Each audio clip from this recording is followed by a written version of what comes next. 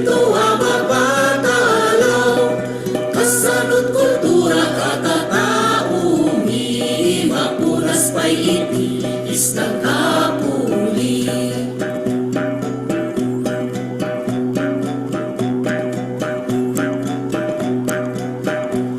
Pacific Kumpanya, NCIP katulog na, Aduari isang bayan, na kayo nga umili ang kikinura.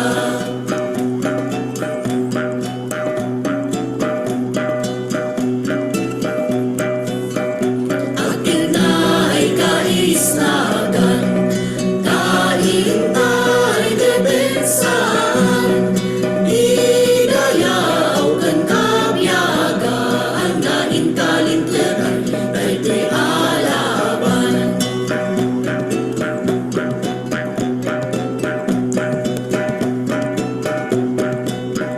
Dapat paglindaman ka, pasimula tayo, pasisayan, pasisayan, pasusugasan, pasabiyang tanan, sa labiyang laban, sa lapiban.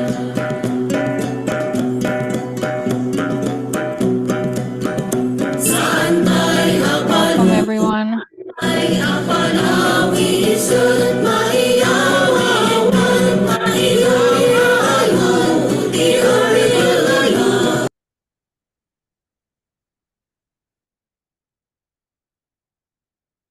Welcome everyone. Thank you so much for joining us for this Becoming Ecosystems Champion session. Feel free to turn your cameras on, say hello, tell us where you're joining us from, what brought you to take part in this session. All of you heard just now a beautiful song, which I will not say the title of because I'll probably butcher it, so we'll send information on the chat.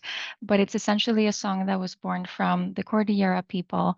It essentially talks about water, but it ultimately as well talks about the resilience, the courage, and the leadership that's needed to protect the ecosystems that we all depend on.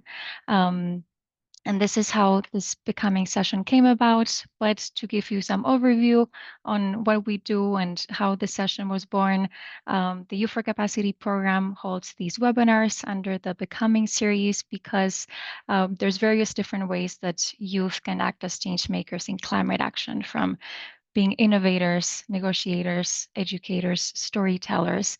And we wanted to encapsulate and really cover how youth can defend the ecosystems that we all depend on and become ecosystems champions. So as we go through the session, I hope you'll think to ourselves what it means to really be an ecosystem champion. And I hope you take all the learnings from the wonderful speakers we'll have in here today and consider how you can collaborate with Indigenous youth, protect ecosystems, and contribute to just and sustainable solutions in your communities. So with that, I would just like to quickly thank the wonderful team of IEPIN, the Asia Young Indigenous Peoples Network, our colleagues at the Youth Empowerment and Climate Action Platform, and as well our fellow UNFCCC colleagues of the Regional Collaboration Center of the Asia Pacific. We'll send some links of these wonderful organizations and initiatives on the chat. And with that, thank you all for joining, and I'll pass it over to Cindy Johanna to start us off. Thank you. Thank you so much, Eva. Good afternoon from Indonesia. Good morning and good evening to everyone who joining from different part of the world. Welcome to the Youth for Capacity Becoming webinar series. Today's session is titled Becoming Ecosystem Champions. I am Cindy Johanna, the Council of Leaders, members of the Asia Young Indigenous People Network, or IEPIN, and also part of PIPAN. I will be your facilitator for today's activity. Today, we bring you stories and strategies from Indigenous youth leaders across Asia who are at the forefront of defending their land, culture, and also the planet. Before we begin, we'd like to invite everyone to use the chat to share your name, organization, and where you are joining for. So let's see how global our community is. To guide you through what we'll be doing, here's our simple flow for today's webinar. We'll begin with screening the Panak Supiat, the Young Indigenous People Guide to Combating Destructive Mining. After that, we'll have reflection and talk back about the film. Then we'll move on into a panel discussion with our two indigenous youth leaders from the Philippines and also India. We'll also open the floor for question and answer from the participant. And finally, we'll have a synthesis and also closing remarks to connect our reflection to the broader global climate justice movement. So let's begin our journey. To start, we'll first watch a short film titled Panak Supiat, Young Indigenous People Guide to Combating Destructive Mining. Panak Supiat is an Ilocano word that means struggle or resistance. This film is a project of the IPIN that capture the lived realities of indigenous people who defend their ancestral land, ecosystem, and cultures against environmental degradation, displacement, and impacts of the climate change. Please, everyone, sit back and immerse yourself in their stories. Let us all watch the Panak Supiat together.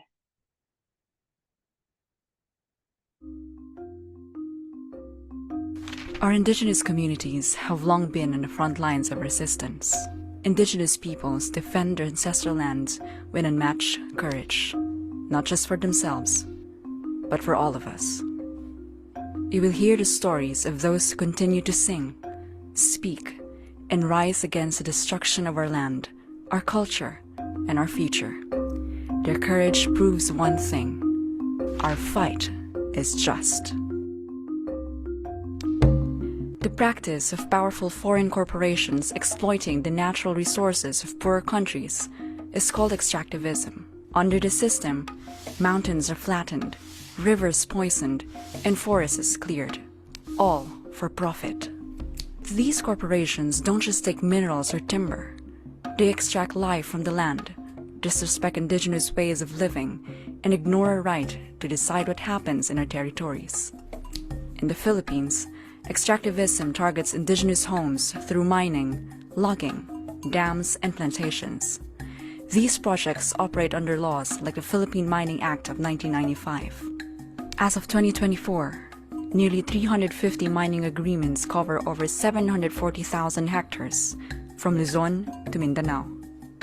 This is the harsh reality of extractivism, a system built on resource plunder, corruption, and violent repression. The Cordillera region, a mountainous area located in northern Luzon, is home to a group of indigenous peoples collectively called Igorot.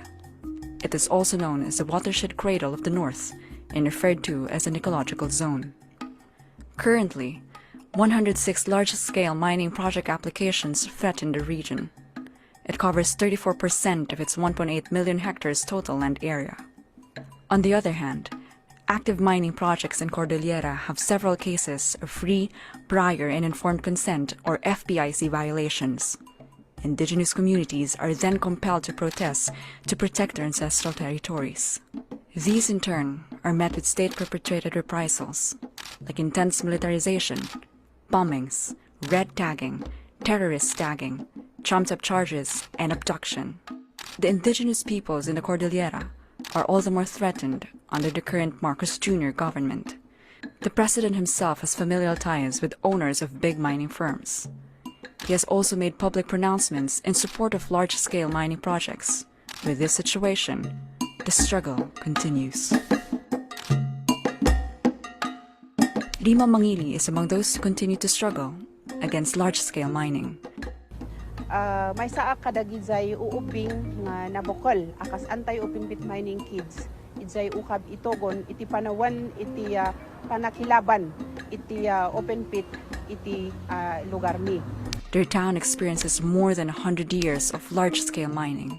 Akas idi ubing mi nakitak nukas ano wano impact dagiti large scale mining taawanen dagiti danom danom mi nadadaol dagiti umaawanen dagiti kaykayo. Nakitak matlaeng nukas ano ngakan si tuturod dagiti apapong mi nukas ano da nga nilakodan iti expansion iti Benguet Corporation iti lugar mi. Eventually, Rima and her community successfully ended the open pit mining operations of BCI. However, the company maintained its other operations. Kasapulan nga agtitinulong kan kasapulan lata nga kolektibo iti panagtignay tayo tapno iti kasta tuloy-tuloy nga dipinsaan tayo iti daga biag kan kinabaknang. Meanwhile, the Philippines' mining industry is largely concentrated in Mindanao. However, almost all of the areas of mining operations overlap with indigenous Lumad territories. The government agencies that are mandated to uphold IP rights are instead facilitating the selling out of ancestral lands to private corporations. The DENR issues ECCs to these companies despite the significant environmental threats of their projects.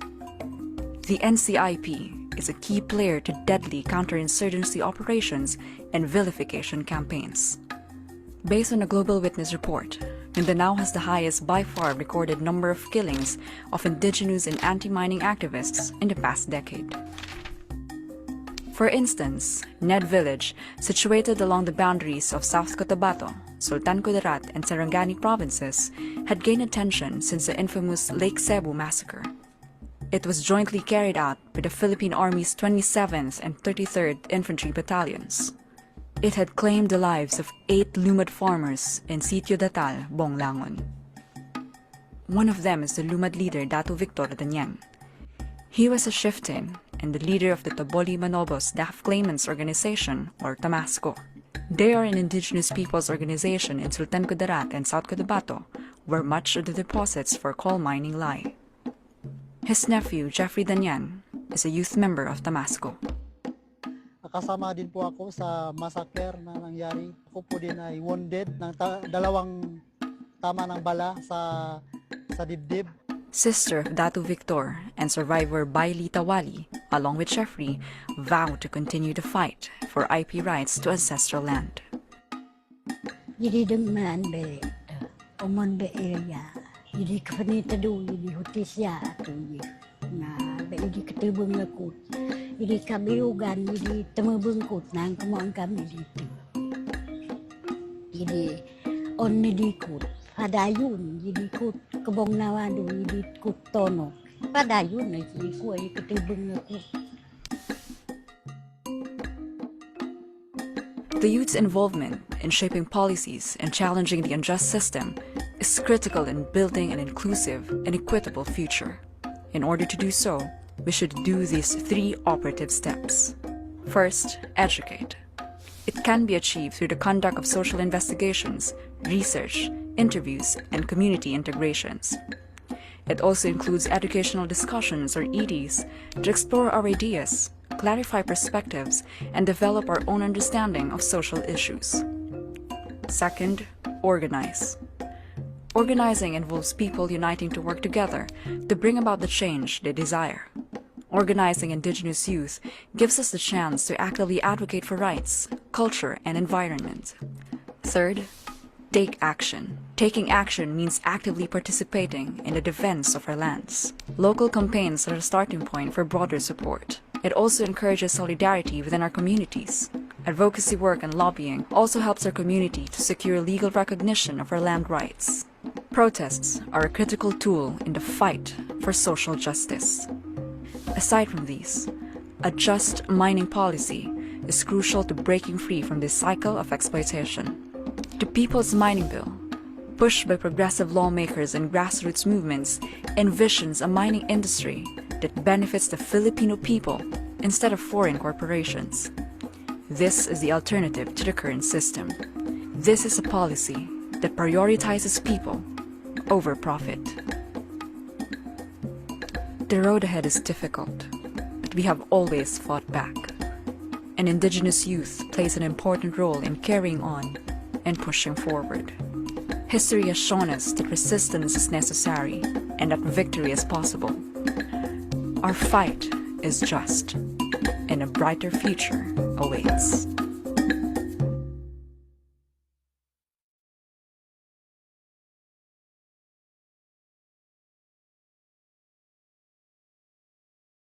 Wow, thank you for that powerful film.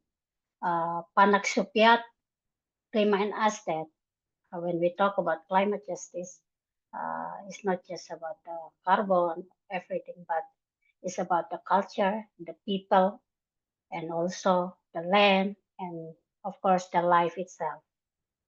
We'd now like to open the floor for Q&A and also for reflection from our audience. What message or moment from the film that resonate with you the most? You can share also your thought in the chat or raise your hand if you like to speak. We have like the member from the IEPIN that also can answer us if you have a question.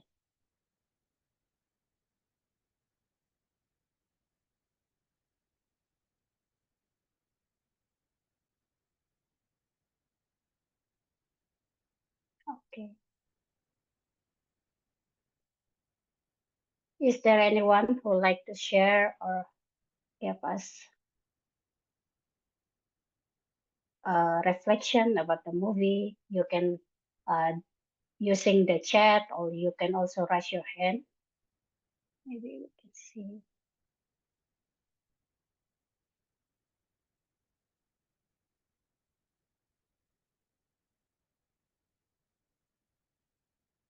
Oh, I see Gunjal.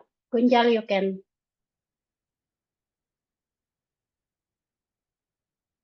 Yep.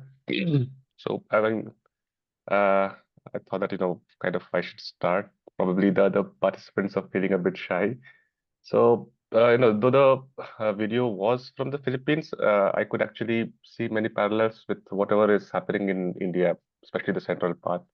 So here in my states, there are, lots and lots of mining activities going on, and kind of, the people, especially the indigenous people living there, are not being directly benefited by those. In fact, they are being displaced by whatever thing is happening. So I could very much relate to whatever is happening in Philippines with what we have been seeing in India, and also I'm sure it's happening in other parts of the world also. So as part of definitely as a part of climate justice, since we are all here, definitely we should act in solidarity with each other. Since we share a common problem, definitely probably if we can come together on certain issues, probably we'll be able to work our way through these difficulties in a better way.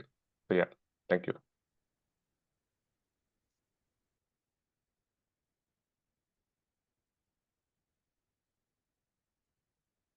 Okay, thank you so much, Gunjal.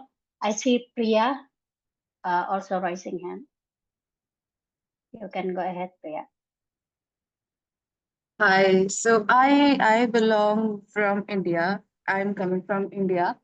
Uh, Again, where Gunjal has come from. So it's not related to mining, but it's about other activities which are happening in the state or around. We have great biodiversity in India, and we have a lot of projects coming up which would, destroy a lot of biodiversity in islands, in Indian islands, around Indian islands, and that would be a irreversible change.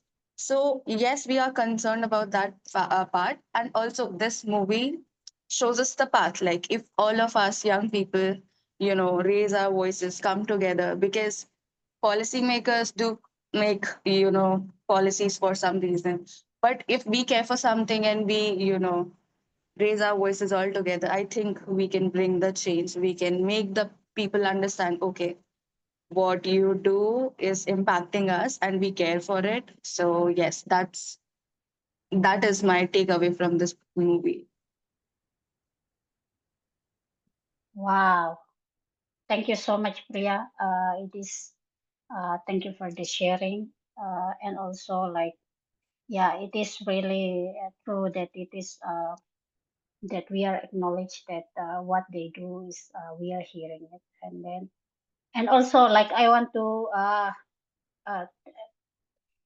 acknowledge that Romeo already put the link for the Panaksupiat. I'm sorry, it is hard to pronounce it. Panaksupiat video and Zain in the chat. You can definitely see it.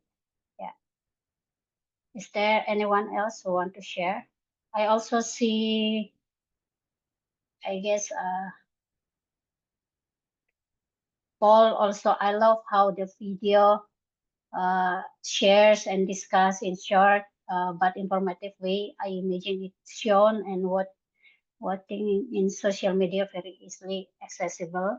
And also we have from Manandi Wenani Herat, very inspiring. I love the part where it is emphasizes the resilience of youth and what they have done and to make the world a better place. Wow. Thank you for the sharing. Is there anyone else who want to share or want to ask some question?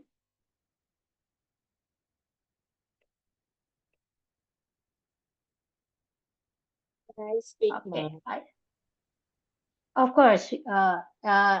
Yeah. Uh, you can do Shadish Kanta. Yes. Yes, yes. Thank you, Shindy, for giving me opportunity. Uh, I'm deeply inspired by the Cordillera people's struggle against mining and extractivism, as we show in that short video. And in Manipur also, we are about to begin to experience these similar challenges, and we already experienced bad experience on building of mega dams in Manipur, and we are about to face similar situation like mining in Manipur.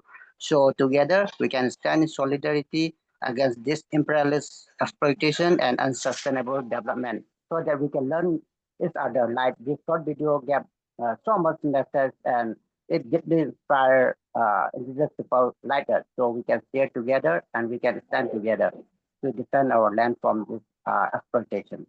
Thank you. Thank you so much, Sadish, for the sharing. Is there anyone else who want to share with us or want to ask question?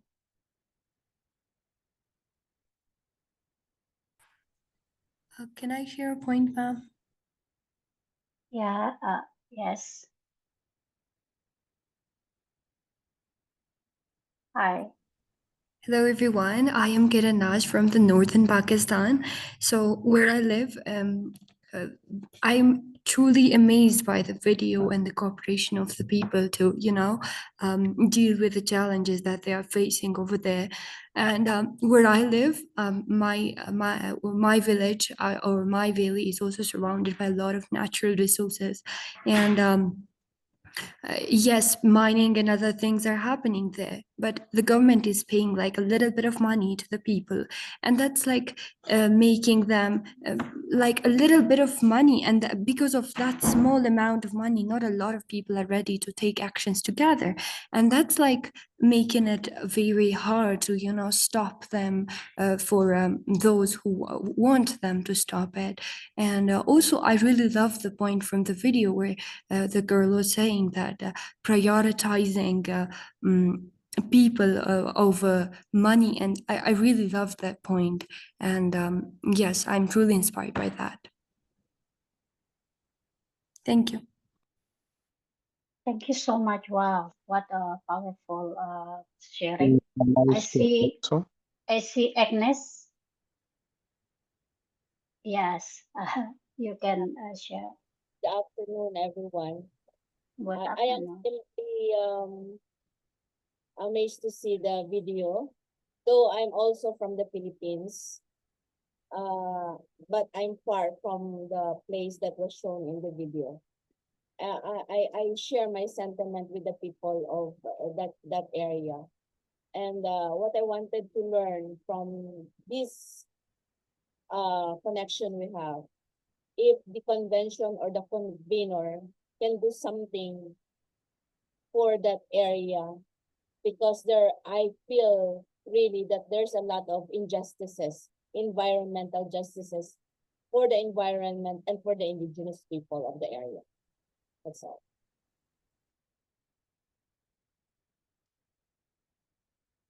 Okay, thank you so much, Agnes, for the solidarity with for the Rera people and also for the sharing.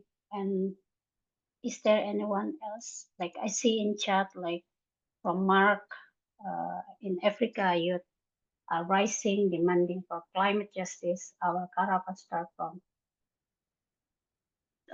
20 to 30 this month. This video is so cool to me. Wow. From Gambia, the youth are the leading in advocate and of the ecosystem and how to protect from exploitation with the current rate of exploitation. Guys, you can also do like share in the chat, and then if you we still have time, if you want to share in the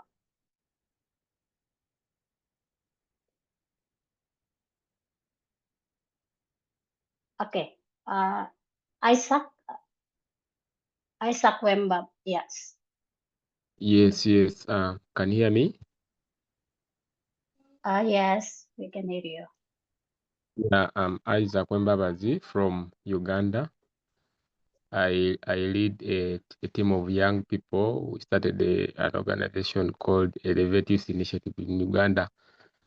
So in relation to ecosystem protection in Uganda, we've encountered many challenges in regards to protecting the ecosystem because, as you know, in Uganda here, young people make a biggest percentage of up to 70% of the general population, but you realize that their representation in decision-making places or slots is limited, and we have a challenge here that we have a challenge whereby the agencies that have been put in place to protect ecosystems here actually do the contrary. You realize that they give these forests, wetlands, they give them to investors. You realize that they are setting up industries in wetlands, and as young people, we really find a challenge to break that chain because first of all, we are not ably represented. So it's a challenge on our side whereby actually the system that will be supporting us to protect this, but I realize that they've constructed an industry, manufacturing industry in a wetland. They've given away a forest to plant sugarcane. So it's really, these things are really happening in our country, and it's good that I've been able to be part of this, at least to get an idea as so that how us as a young organization, we can influence this from the grassroots level, because our aim is at least to reach out to many young people to raise that grassroots demand, because we believe if we young people, since we are the majority, if we come up with one voice, then we can be able to make a change. Otherwise, I thank you for this. Thank you so much, Isaac. Maybe we hear from Priya, then we can proceed with Priya.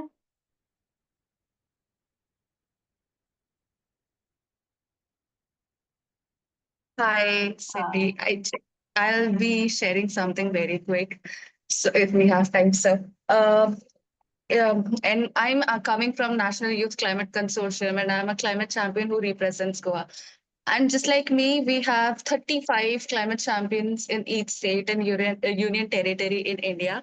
And we are working on different sectors. I myself, I am working on mangrove conservation. Then I have my fellow champions who are working on sanitation. Someone is working on garbage collection. Someone is working on a green city framework. So this story that you have shown us, like we all of us are in between of our projects, our fellowships, and we are working together to bring us change in our own country. Although we have not worked so far that we could constitute or establish something like people's mining bill, we are on our way.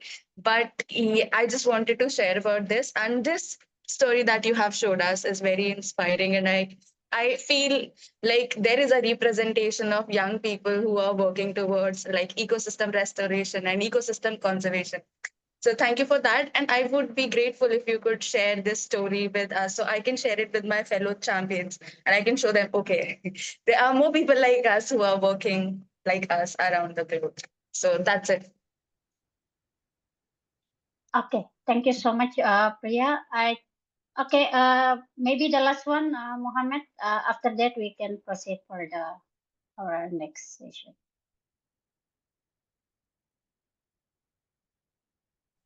Hello, good morning. Good morning. Can you hear me? Good morning. Yes, good morning. I am Tijan Bundu. I'm a youth advocate at the Youth Climate Council for Sierra Leone. For the past years, we have not been involved into youth advocates for conservation and environmental sustainability. Well, after the establishment of the Youth Climate Council, youth are coming up with initiative to conserve the environment. Recently, we have a new heritage site. For the first time in Sierra Leone, we have an heritage site to be among the UNESCO sites. So youths within the Freetown, the capital of Sierra Leone, are working to support from the Freetown City Council to preserve our mangrove within the estuaries we have within the country. So we have been doing our best to see how best we conserve our environment, our coastal communities within the cities, because this has been a challenge. Over the years, we have experienced floods. So since then, the mayor of Freetown has supported youth-led organization to bring out initiative to conserve the environment, plant mangroves, and also manage them. So, and also he's also working on a tree planting on terrestrial environment to see how best we manage the environment together. So youth are fully involved into this activity. This is a great achievement we have been working on for the past 2 years since the establishment of the Youth Climate Council for Sierra Leone.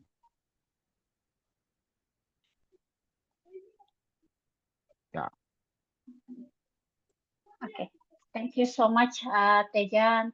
And for everyone who want to share, you can feel free to use the chat box to share what you want to share.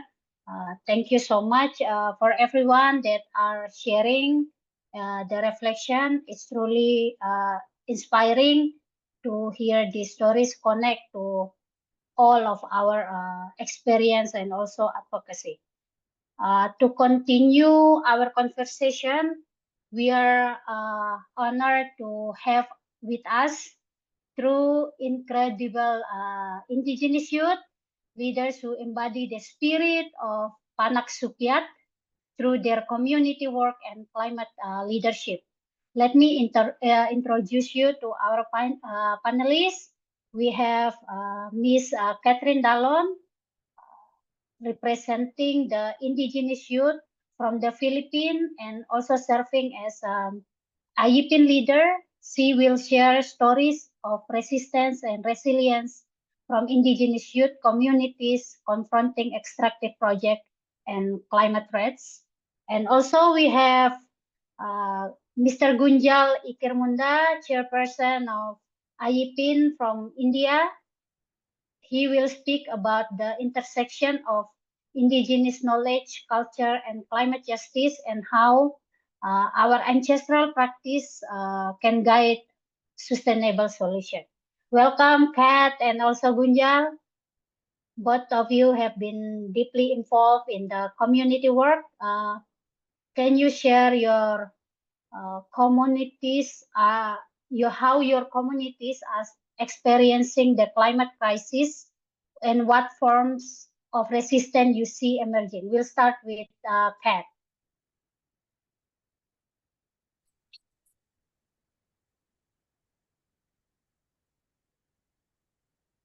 Hi, Kat.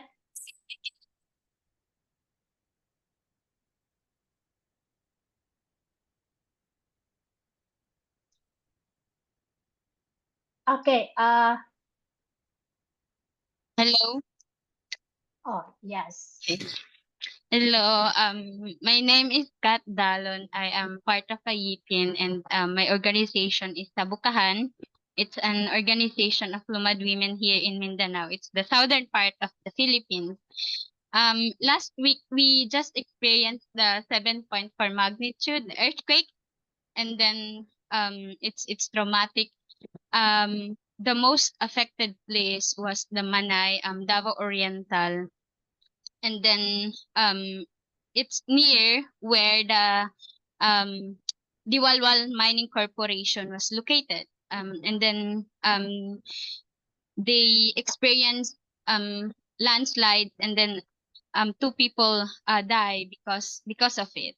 And then we can't go there, because last 2023 we went to Davao de Oro to give a relief operation, to conduct a relief operation in Davao de Oro, where the Masara landslide happened, and then 100 people died because of it. And then the DNR, the Department of Natural Resources here in the Philippines, said that it's a natural disaster. But we know that it's not natural, because the Masara mining operating 24/7. It's a shift where people are working in day, and then people working in night, and then even it's raining heavily, they are still they still um told their people to work in the mining. So that's what happened, and then we were red tagged because of it. And then they said that we can't go inside because we are part of New People's Army, a communist group. And then so for us right now, it's really hard, to go in Manay, Davao Oriental, because of that. But we tried. No, we made partnership with other organization and institutions, so we can help, to in the in Manay, where people are affected of the landslide because of the mining. And then it's in January we were supposed to plant a rice here in the Philippines, in Mindanao. We were supposed to plant a rice, but the weather is not suitable for rice. No, it should be a rainy season, but in January it's really hot, and then we can't grow our rice. And then so our people doesn't speak English, but they know the words failure and short, because it is the result of our harvest. when so when we harvest you know uh when we harvest rice, and then it's not enough for us. No, it's not enough to feed our people. And then sometimes we have to sell it into the market, into the city. And then when we sell it, it costs so cheap, like 14 pesos. And then but when we buy a milled rice, it costs 30 pesos to 50 pesos. It's they already triple the price. And then um so it affects, the whole community. And then there are a lot of uh plantations. Nescafe and they are the biggest plantations here in Mindanao, where they contribute a lot of uh calamity when the um Del Monte um when the Del Monte started in Bukidnon, there are a lot of landslide because they use the land for how many years, and then when they done using it, they would just leave it, and then we can't use it. We can plant rice in it, we can plant anything in that land, so we have to wait for decades. So right now there are still operating in many locations here in Mindanao. And then it it's really unsa gani ka na, I'm speaking Bisaya. it's it's really enraging, because the mining companies here in the Philippines contributing only 0.74% in the gross domestic product of the whole economy of the Philippines. And then they would just said that they provide scholarship, which is the band-aid solution of the biggest problem of education. And then they would just say that they provide work in they provide work to the people, but it's not sustainable, because after the mine, the land is it's not suitable anymore, for us to plant. So what we do is expose the mining companies, because the owner of mining companies are also the oligarch, where they run for senate. Uh for example, the Villar family, they are um doing a reunion in the Senate, because the father, the mother, and the daughter, and the son are in the Senate, and then they are the one of the owner of mining companies here in the Philippines, especially here in Mindanao. So we can pass the people's mining bill because of it, because Zubiri and a lot of um senator are the owner of these companies that's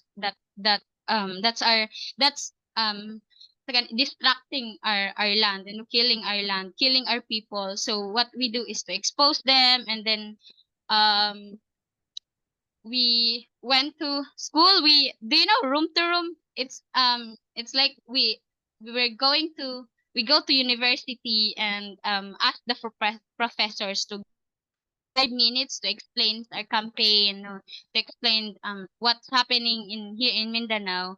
And then last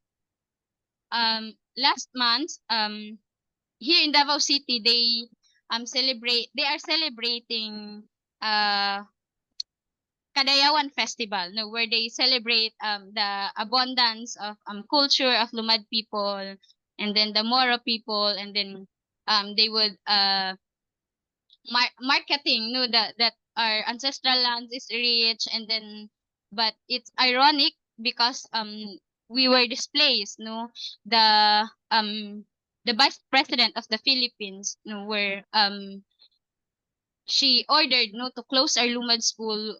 It's a community built school, where we provide our own education, and then they close it. And then the former president, Duterte, ordered to bomb our communities and school. And it's so ironic, because the Duterte are dominating the whole Davao City, and then um they are celebrating Kadayawan Festival. So what we did is we go to school, we go to communities, and we tell stories about the mining companies, about the schools, about the killings, about Ubelio Bayao, about Kuni Kuba, and a lot of names, Chad Book, Chorino, and others.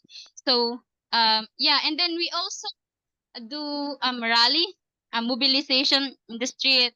Um Sometimes it really scary, because a lot of intelligence are around us, and then a lot of police, and a lot of police are just standing, in front of us, and then harassing us, taking picture of us. And then what's happening in communities when we last time we went to community in our community, we gave a we conduct a discussion about the climate change, about the climate crisis. And then after that we experienced surveillance. They went to our house. No, they talked to my mother, and then they said I have to surrender. I have to go to battalion, to clear my name because I am part of this organization and doing this communist thing. So we exposed them, and then the, for now it's really hard to um because people are scared. There are surveillance. And then yesterday I went home, and then there are 3 drones and roaming around. And then my aunt said that they used to it because the drone was the drone is there every night from 7 p.m. to 2 a.m. And then they almost sagani victim of it because the drone is I don't know what's the name of the drone, but it's the drone that detect temperature. And then they slept in the farm, and then the drone detect them. And then the military went to the farm, and then they confront them. The military confront my aunt and then the other people, and then they force them to live into that farm. So for now it's when we ask the community to rebuild the organization, then they won't accept it anymore, because they were scared because the military are harassing them, death threats. And then they are not allowed to go out, to go out from our community because the military would give the wait sagani parang limit a time. If they would for example, they would give 3 hours, and if you can't go back to the community for 3 hours, you are already supporting the terrorist group. So for now they are very scared. But what we do in Sabukahan is we continue to tell story, to go to the street, to rally, to mobilize. And then we go to universities, to mobilize students for in order them to unite with us, to stand with us, because sometimes they're also scared. But we just tell them that we can't be scared anymore, because if we will be scared, if we lost our land, we lost our lives, we lost our culture, we lost everything. And then they are also benefiting our land, because of the food, the water, so so they have to stand with us. Then that's all. Sorry.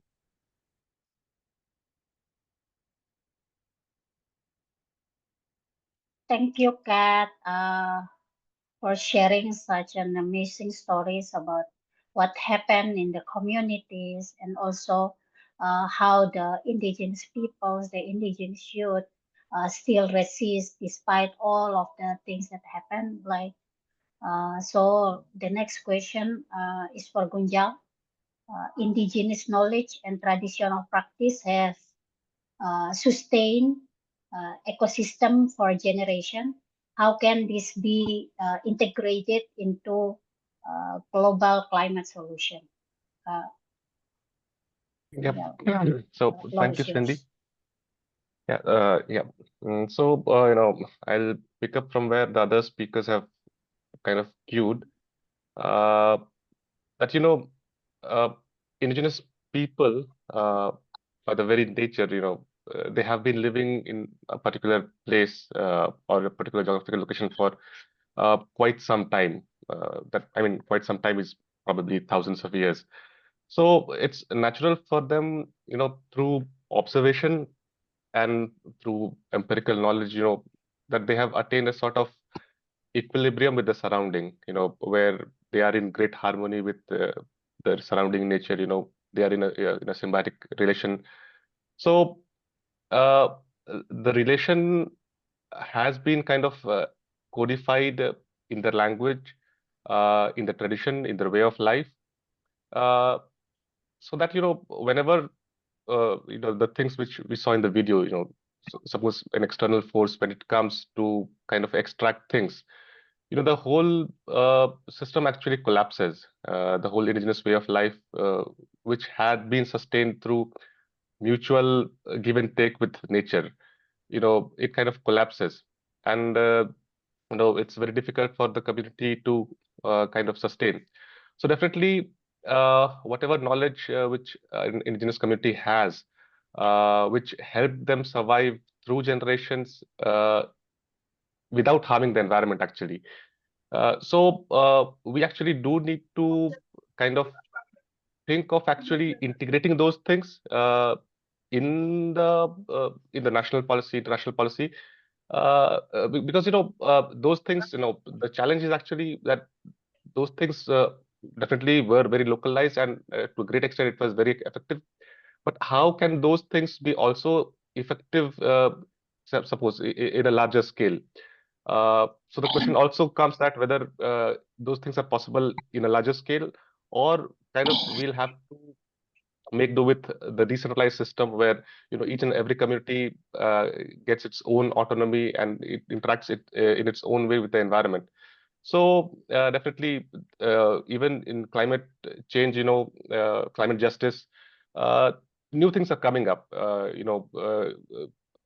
Even all the countries coming up for the Paris Agreement. It was kind of just yesterday. If you look at the whole climate crisis going on, I mean, people should have united some long time ago, but it was around 8 years ago where people kind of came together. So people are learning, humanity is learning new things, and there's a big area which lies with the indigenous people, their knowledge system, which till now has not yet been documented. And on top of it, it's on the verge of being extinct because of ongoing pressure from outside, people forgetting their way of life, people forgetting their knowledge, their language. So these things are also on the verge of getting lost. So if these things actually get lost, we can be losing some of the vital points, which in the coming days could be actually implemented across the globe in places, where there is, kind of more resistance with nature, the urban areas. So I mean, there's lots of potential in it, even in terms of innovation, even in terms of advocacy, people coming together. So even, in terms of understanding how democracy works. So indigenous people have actually kind of pioneered democracy in their own small space where you get to listen to people. But if these things are getting lost, then these value system, these innovative things, then it's very difficult, in coming days when new challenges arise in front of us, in front of the whole humanity. That if we don't have these knowledge system with us, then probably we won't be able to tackle the problem which we yet not have faced. So it's definitely very, very essential for us to kind of document, and more than document, it's kind of internalize those values which our ancestors have been passing on from generations to generation. And as you definitely know, in IAPN, we definitely kind of encourage these values, have been encouraging these values across the South Asian countries and even beyond. And we have been supporting youth movements and based on these very values, connection to your ancestral land and your community. So definitely being in touch with your community, internalizing the values which have been passed down from generations to generations, and they have time and again proved to be sustainable for their community in ensuring the longevity and the livelihood of the community.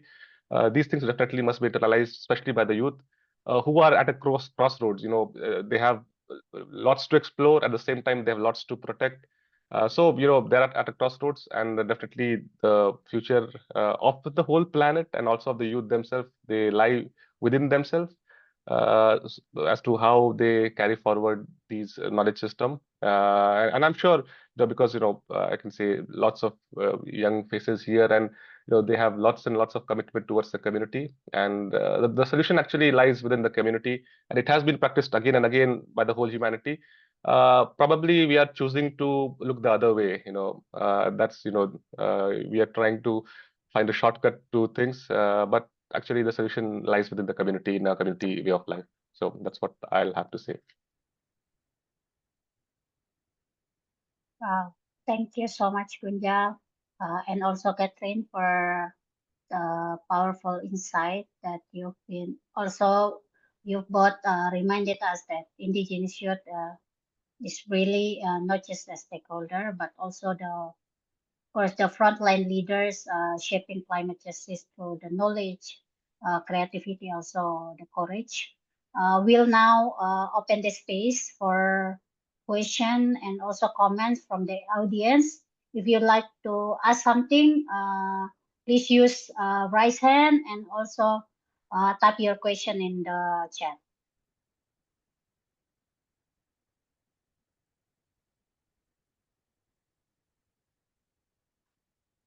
I see Mori Jambai. Mori Jambai, you want to ask question or share comment?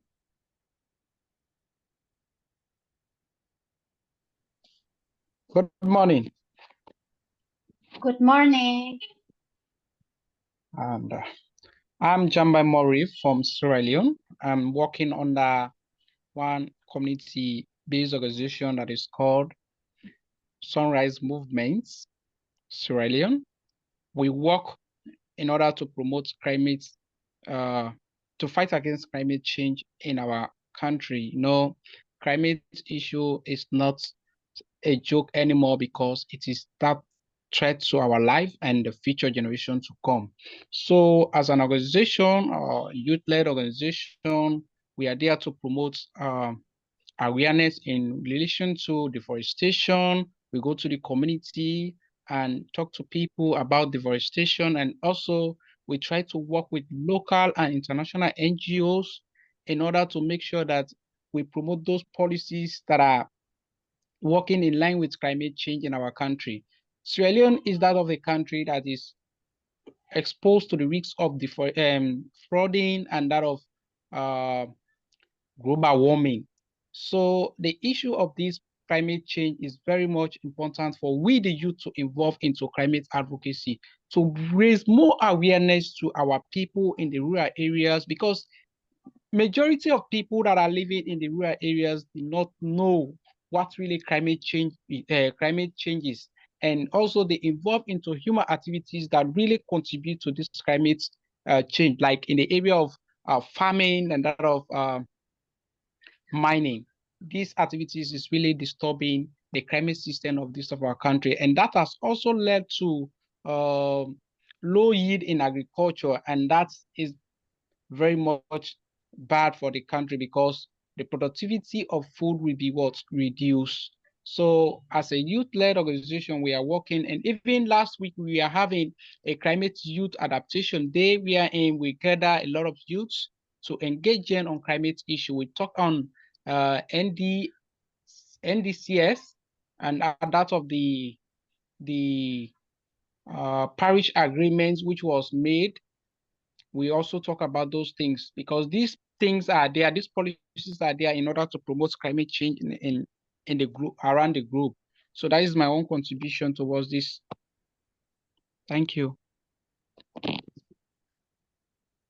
Wow, thank you so much, Mori, for the sharing. Is there any more question or share if you want? Or like you can type the question in the chat.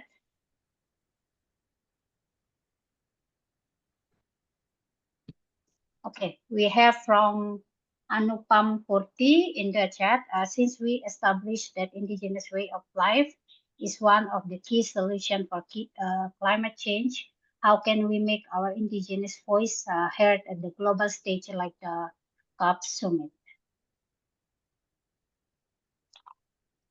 Okay, maybe we can answer the question, and then like we have also Priya and Mark.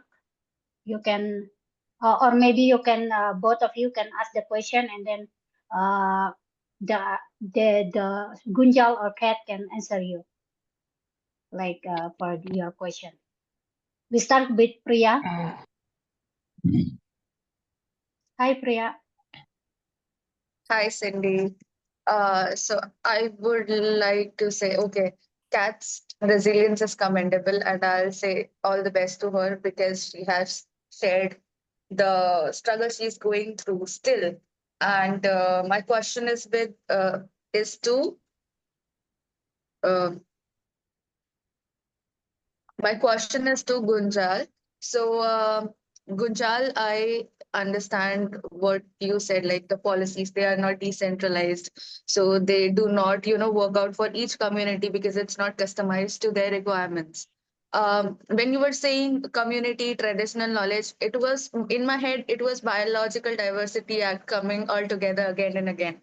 So when we are changing our policies, when we are amending and we are changing our policies, depenalizing them, how can we ensure as young people, because the policy making is a huge task which is done by government, but how, like now that Biological Diversity Act is depenalized, so there is a threat to access and benefit sharing which goes to community, and the traditional knowledge which is held by community, people can exploit that. How us, like the young people, how we can do something about it in our nation or something at global level? What would you like to suggest me for that, Gujar? Yeah, well, you know, especially in the context of India, and also I think it can be generalized elsewhere also. We have had instances of, youth speaking up. But what I have kind of uh, realized that, these voices are very much in their own pockets. For example, in India also, people are speaking in the Northeast, in Central India, in the West India, in South India, but there isn't a unified voice, across a policy making level. Suppose, if you try to represent the voice of youth at a government forum, let's say. So the unified voice is not coming, and that's where probably our work has been around for the past 2 years. Trying to create that kind of a regional pan India network of youths, and also I can also see similar thing happening in other parts of the globe also. So one thing that to connect across geographies. Considering that we have shared problems, and also probably in connection with the indigenous youth, what I can see definitely is that the connection can definitely go beyond shared pain. It can be through shared value systems, which probably if indigenous youth and also in youth in general, they kind of realize about themselves. They kind of know about themselves, try to know more about themselves. Probably that's where the solution would lie. There isn't a set formula as to if you can do this, then something will happen after this. But definitely trying to collaborate across geographies, even across sectors. For example, you mentioned that you have many programs running. Someone is working on sanitation, someone is working on different aspects of it. So I think if knowledge sharing and also experience sharing across sectors and across geographies and across different communities can happen, probably that's where the solution will lie. Well, I mean, the adversary has been doing this for quite some time. The government, they actually is actually a consortium of different people with a single objective of trying to achieve something. So I think if we can do something with our own set of values, probably that's where the solution will lie. So that's what my understanding at present is, and we are constantly working towards it. So let's see if these things work. We'll have to find it out. Okay. Okay, great. Thank you. Okay, maybe we can also answer the question from Anupam, Gunjal and Kat. Since we have established the indigenous way life of the key solution for the climate change, how can we make our indigenous voices heard at the global stage like the COP summit? Maybe Kat or Gunjal can answer Yeah. this. Yeah, I'll insist Kat to respond to it. I mean, I can follow up Yes. later. Kat, if you're around.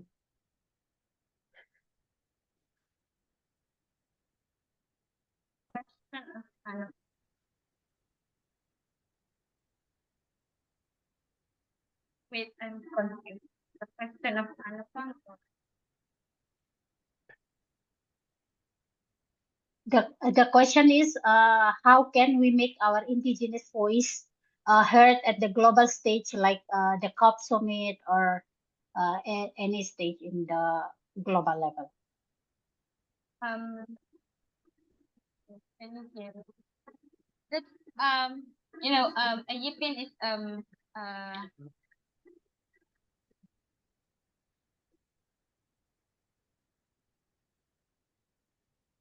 the reason why the Yipin was established, because we have to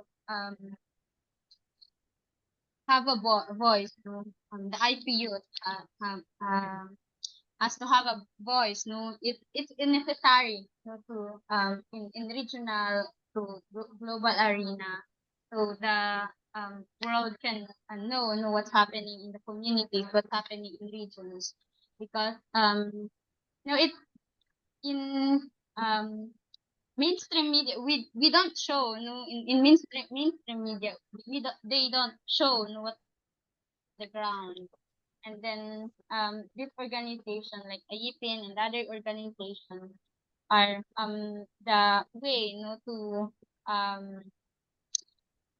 the way, to show what's really happening, to tell stories, what's really happening in the ground.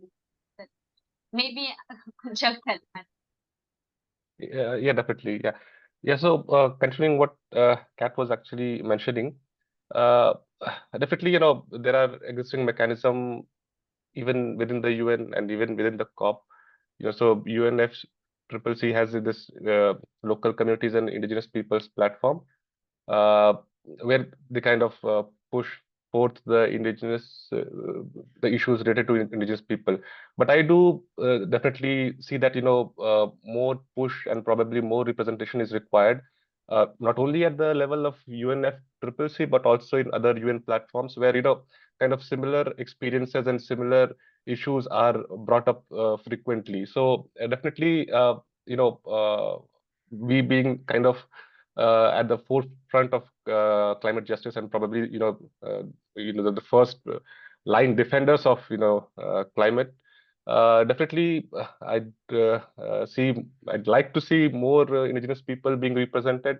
They are given more chance to be represented.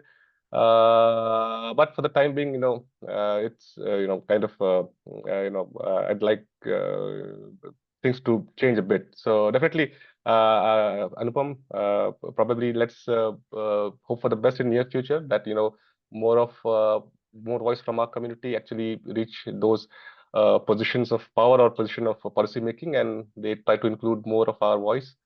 But for the time being, probably we'll have to be content with whatever little we have. But yeah, we'll definitely try as a community to make our voice more and more heard in those international stage. Oh, thank you so much, Gunjal. We also have like Mark, who raised his hand. Maybe Mark, you want to ask question? And also we have some question in the chat. We have from Mark. You can go ahead if you. Okay, so Mark is a comment. You can do that also. All right. For the All right. Mine is not a question. I want to give a comment. Honestly, Kat Talon's story is truly inspiring. It reflects the courage we all need to stand against corporate actions that destroy our land, that pollute our food systems, and endanger both people and the planet.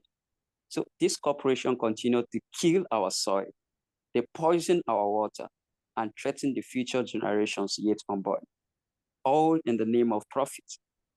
But our voices, most especially Kat's story, remind us that our being silent is not an option any longer. It's never an option. So it is high time we visit schools and universities and to build awareness. People need to know. Most of these indigenous people don't know how climate affects us. They don't know that we need to demand for climate justice. Well, this story resonates with me deeply, and I'm really, really glad she shared the story. Well, it is a call for us to unite our voices and actions with both the farmers, both the youth, educators, and activists to defend our ecosystem.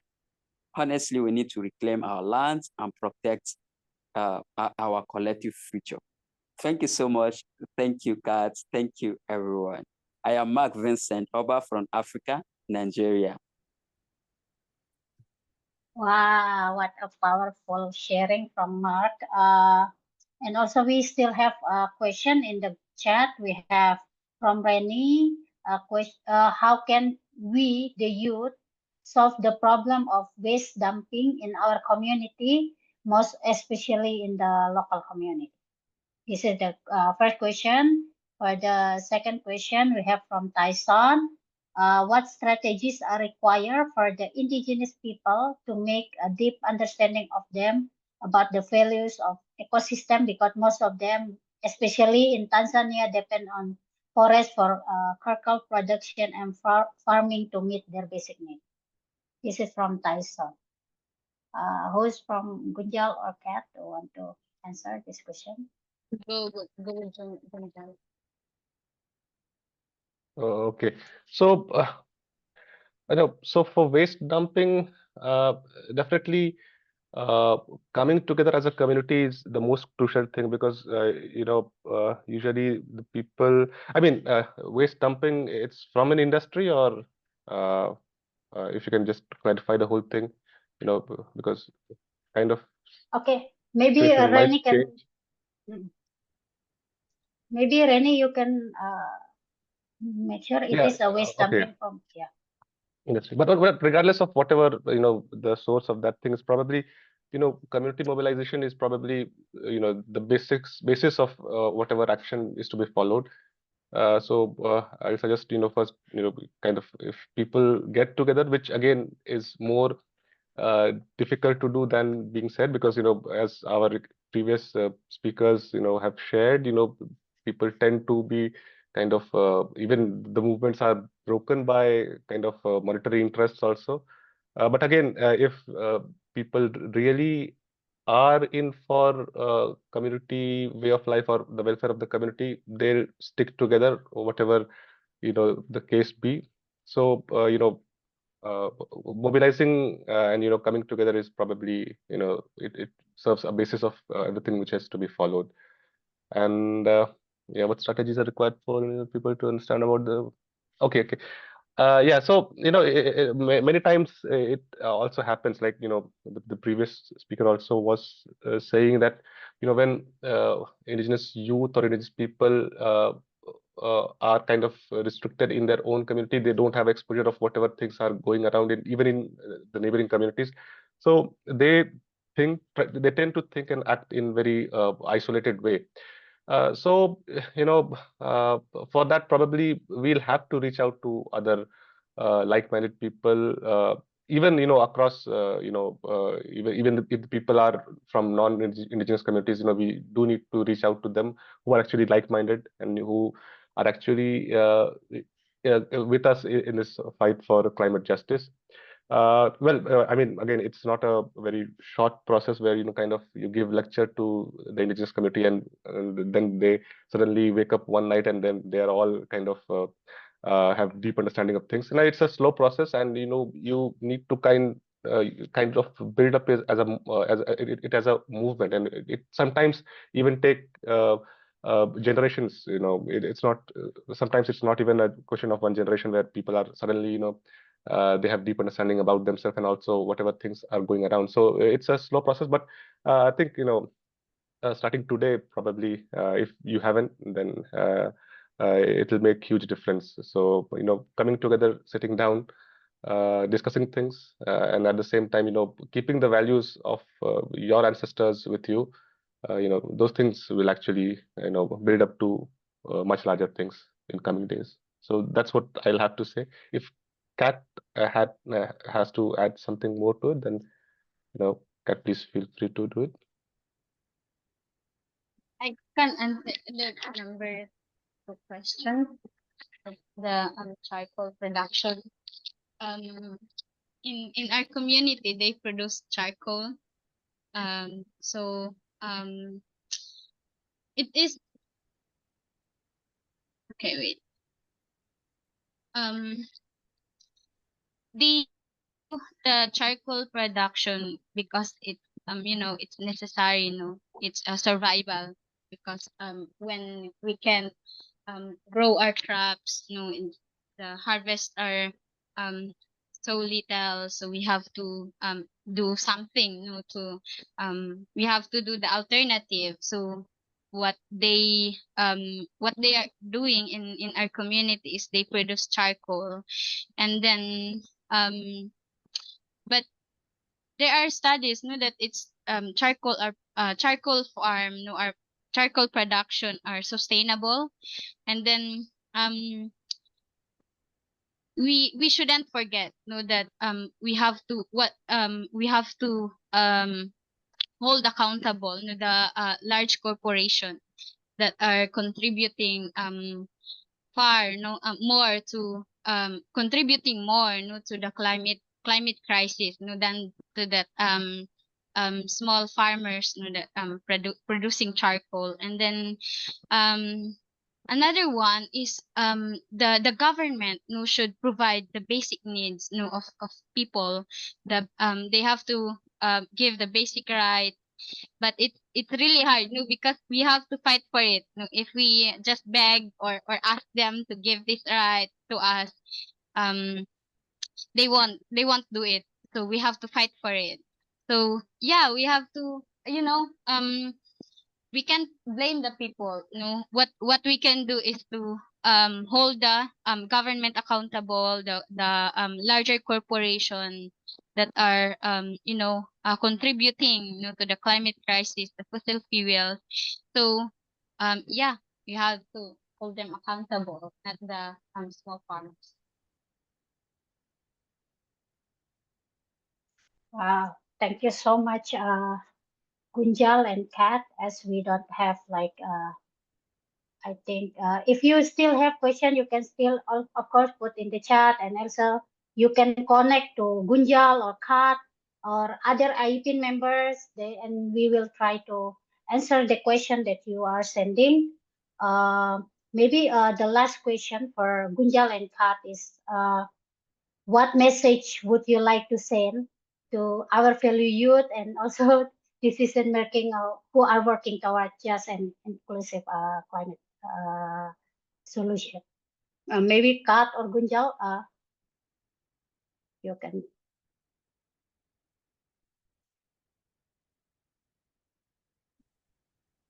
Yeah, Kat, you're speaking something? Message for Yeah, all of you're us? still muting. Yeah. I said, Gunjal, go.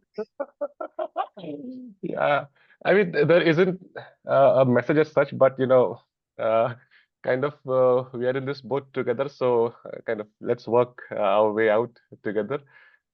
So yeah, I'm open to working with all of you. So definitely, yeah, that's what my message will be, to kind of be open to collaborate and kind of work for humanity, work for climate justice.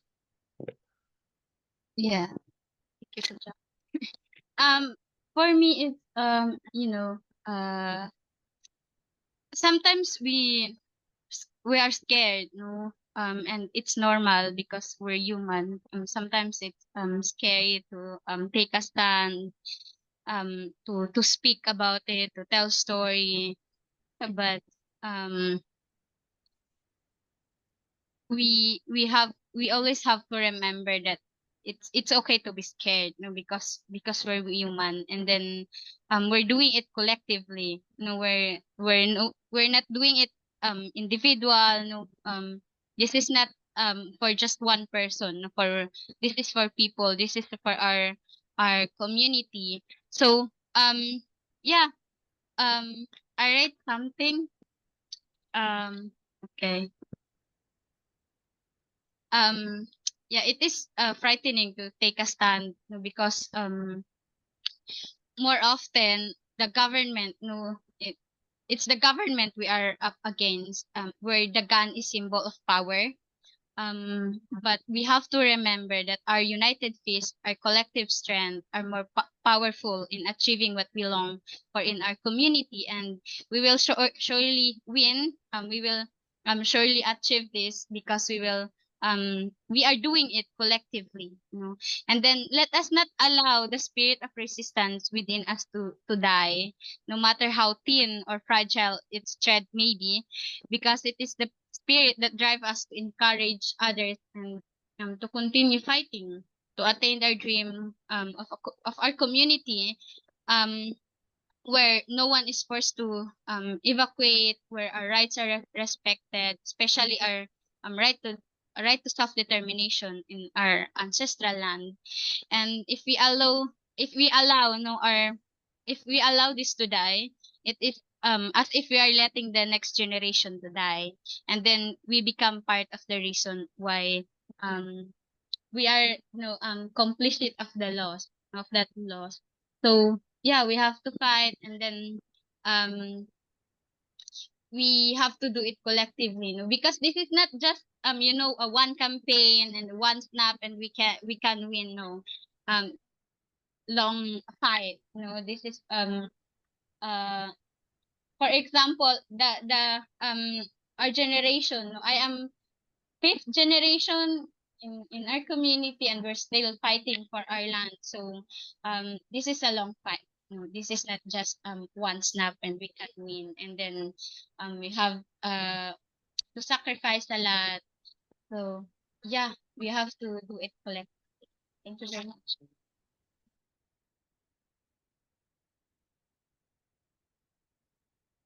Okay. Wow. What a powerful message from Kat. I cannot speak anything. Like I'm too stunned to speak. Thank you so much, Kat. And also, Gunjal, thank you so much. And everyone who are participate in this conversation.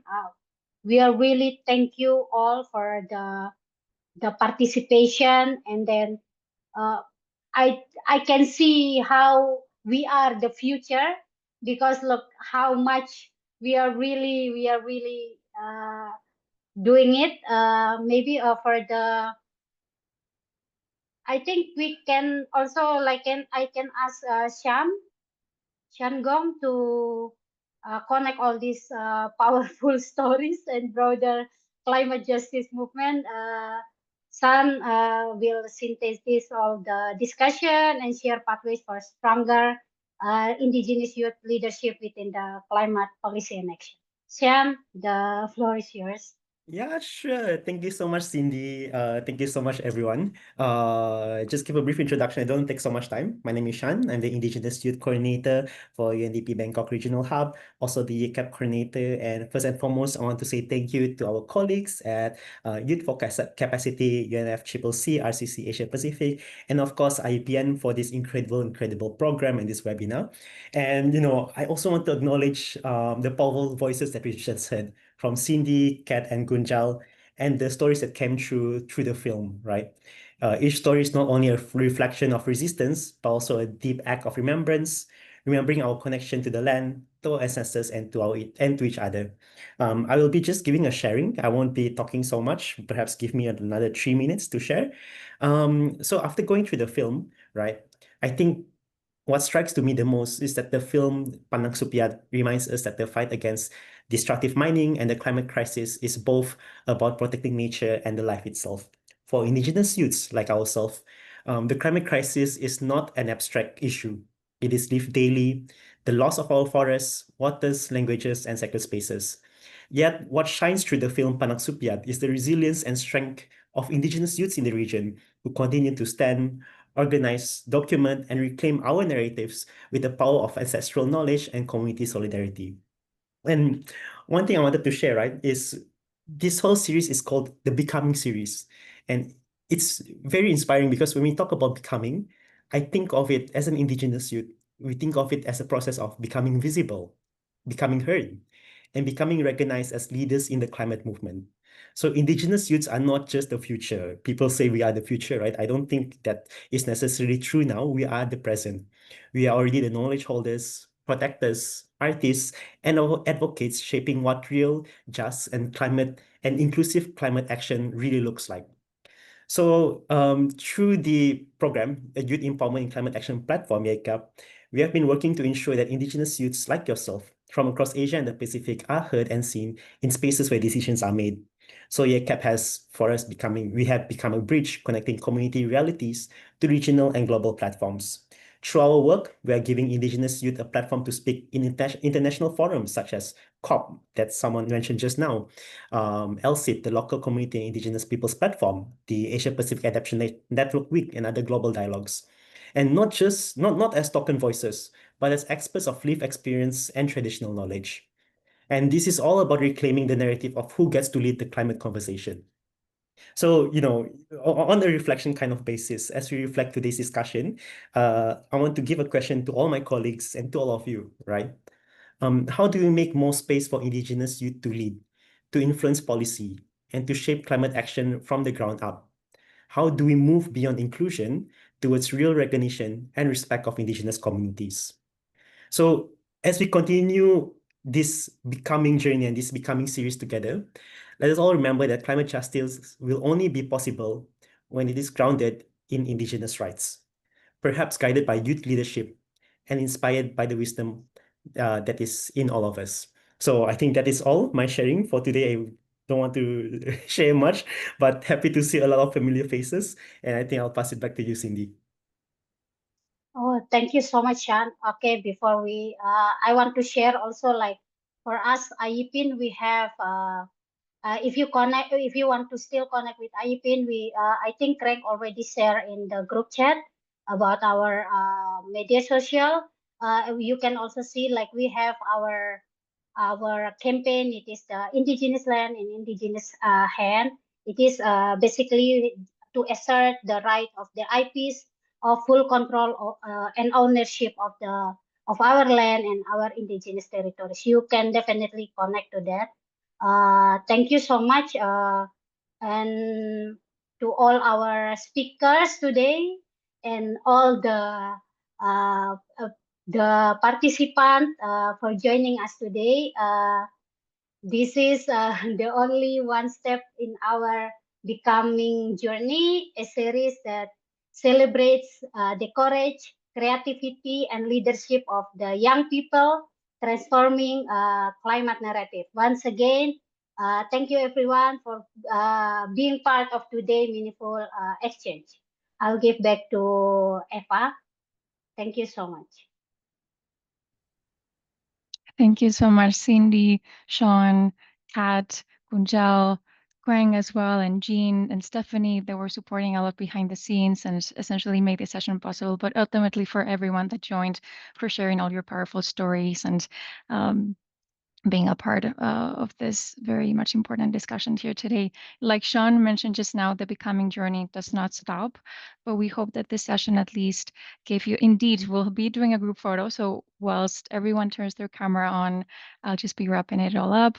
But we hope that through the session, you learn a glimpse into how protecting ecosystems is more than protecting nature and the land, but ultimately about protecting cultures, peoples, livelihoods, and it's all about social justice, really, and standing in solidarity with one another. So we started on the session as well with a song from the Cordillera people, and I'd love to go do a bit of a full circle moment and wrap the session with a message from that song that goes like this: no matter what you do, you cannot stop the flow. The water will surely find the path of freedom. That goes to show how life, nature, and freedom are unstoppable resources, and like water, they will find a way. So we hope you stay connected. Everyone, please turn their cameras on, give us a big, big smile. We'll share resources as well of all the amazing organizers that made this session possible in the chat, and please feel free to check it out. Keep connecting, keep building your own capacity, and ultimately fighting for the rights of everyone that deeply cares about this planet. Okay, are we checking in with the team, Stephanie? Are we set for the photo?